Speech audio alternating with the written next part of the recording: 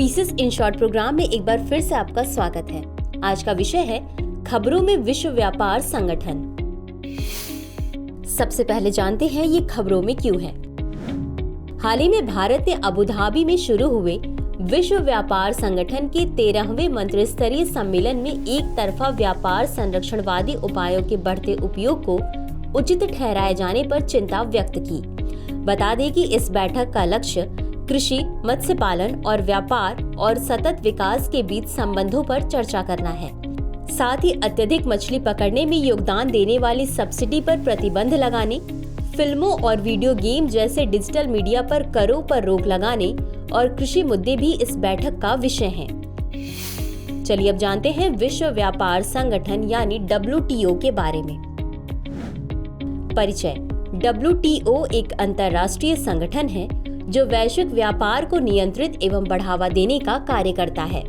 इसे वर्ष 1995 में स्थापित किया गया था और वर्तमान में 164 देश यूरोपीय संघ सहित इसके सदस्य हैं। यह सदस्य देशों को संवाद करने और व्यापार समझौतों को लागू करने, विवादों को सुलझाने एवं आर्थिक विकास तथा विकास को बढ़ावा देने हेतु एक मंच प्रदान करता है।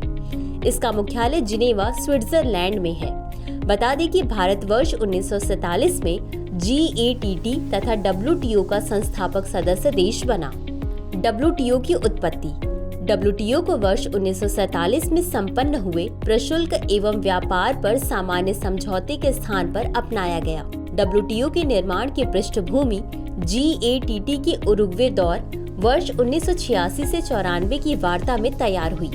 विश्व व्यापार संगठन ने 1 जनवरी 1995 को परिचालन शुरू किया, जिस समझौते के तहत WTO की स्थापना की गई और उसे मराकेश समझौते के रूप में जाना जाता है। इस पर वर्ष 1994 में मोरक्को के मराकेश में हस्ताक्षर किए गए। अतिरिक्त जानकारी। WTO के तहत सब्सिडी। एम्बर बॉक्स सब्सिडी वह है जो अन्य देशों की तुलना में किसी देश के उत्पादों को सस्ता बनाकर अंतर्राष्ट्रीय व्यापार को विकृत कर सकती है। उदाहरण: खाद, बीज, बिजली, सिंचाई और न्यूनतम समर्थन मूल्य यानी MSP जैसे इनपुट के लिए सब्सिडी। विश्व व्यापार संगठन के अनुसार कृषि के एम्बर बॉक्स का उपयोग उन सभी घरेलू समर्थन उपायों के लिए किया जाता है जो उत्पादन और व्यापार को विकृत करने वाले माने जाते हैं। परिणाम स्वरूप व्यापार समझौते पर हस्ताक्षरकर्ताओं को एम्बर बॉक्स में आने वाले व्यापार विकृत घरेलू समर्थन को कम करने के लिए प्रतिबद्ध होने की आवश्यकता है।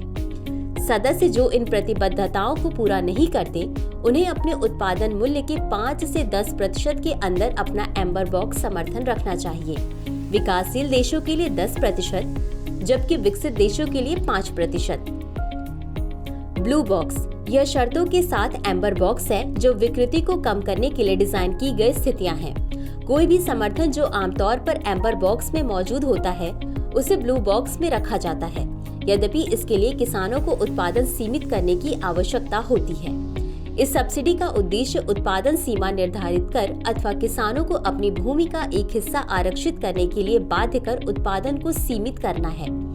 वर्तमान में ब्लू बॉक्स सब्सिडी पर खर्च करने की कोई सीमा नहीं है। ग्रीन बॉक्स घरेलू सहायता के वे उपाय जो व्यापार को न के बराबर अथवा न्यूनतम रूप से बाधित करते हैं उन्हें ग्रीन बॉक्स कहा जाता है। ग्रीन बॉक्स सब्सिडी के लिए सरकारी वित्त का उपयोग किया जाता है। फसलों हेतु कोई मूल्य समर्थन नहीं होता है। इनमें पर्यावरण संरक्षण और क्षेत्रीय विकास कार्यक्रम भी शामिल हैं। इसलिए ग्रीन बॉक्स सब्सिडी की अनुमति कुछ परिस्थितियों को छोड़कर बिना किसी सीमा के दी जाती है। अंत में देखते हैं आज के अभ्यास प्रश्न को। WTO के संदर्भ में निम्नलिखित कथनों पर विचार कीजिए।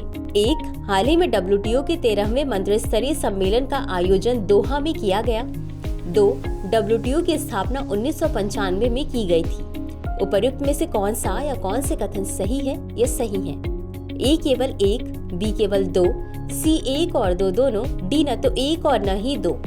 इस प्रश्न का उत्तर कमेंट बॉक्स में जरूर दें। अभी के लिए बस इतना ही। शुक्रिया।